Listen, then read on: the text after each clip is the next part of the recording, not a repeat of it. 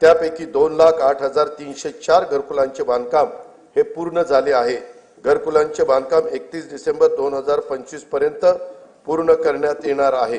प्रधानमंत्री आवास योजना शहरी 2.0 अंतर्गत पुढील 5 वर्षासाठी 5 लाख घरकुलांचे उद्दिष्ट असून त्यासाठी 8,100 कोटी रुपयाचा निधी उपलब्ध करून देण्यात येणार आहे।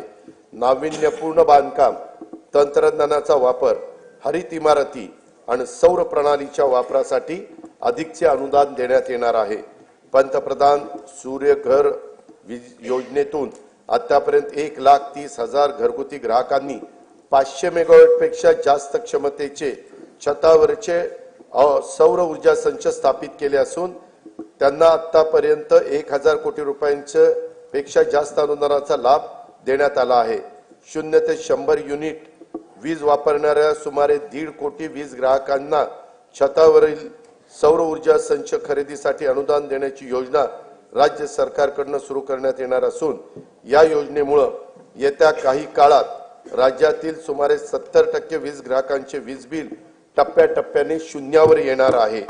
सातारा जिल्ह्यातील मांद्याची वाडी व टेकवडी या गावांना सौरग्राम म्हणून घोषित केले असून त्यांच्यासह अन्य 8 गावांचे सौर ऊर्जेचे 100% विद्युतीकरण करण्यात येणार आहे।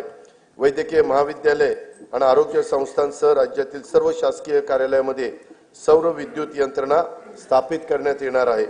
राज्यातील 52,500 रास्त दुकानांमधील ई-पॉस मशीन इलेक्ट्रॉनिक्स वजन काट्यांना जोडण्यात येत आहे।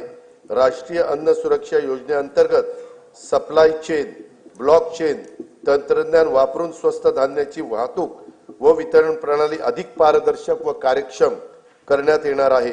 जल जीवन मिशन योजनेअंतर्गत सुमारे 1,30,00,000 कुटुंबांना नळ जोडणी देण्यात आली असून सन 2025-26 मध्ये याकरता 3,939 कोटी रुपयाचा नियतव्यय प्रस्तावित आहे।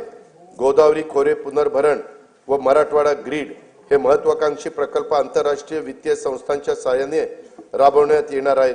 या प्रकल्पाची एकूण किंमत 37,668 कोटी रुपये आहे। स्वच्छ भारत अभियान ग्रामीण टप्पा 2 अंतर्गत घनकचरा, सांडपाणी व प्लास्टिक कचरा व्यवस्थापन, सार्वजनिक स्वच्छता संकुल तसेच घरगुती स्वच्छता गृहांची कामे हाती घेण्यात आली असून 2025-26 मध्ये त्याकरता 1,484 कोटी रुपयाचा नियतव्यय प्रस्तावित आहे।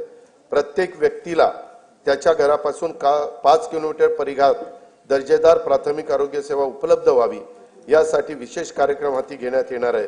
आयुष्मान भारत प्रधानमंत्री जन आरोग्य योजनेची ओळखपत्रे कालबद्ध पद्धतीने वितरित करण्यात येणार असून महात्मा फुले जन आरोग्य योजने अंगीकृत रुग्णालयाच्या संख्येत आवश्यकतेनुसार वाढ करण्यात येणार आहे।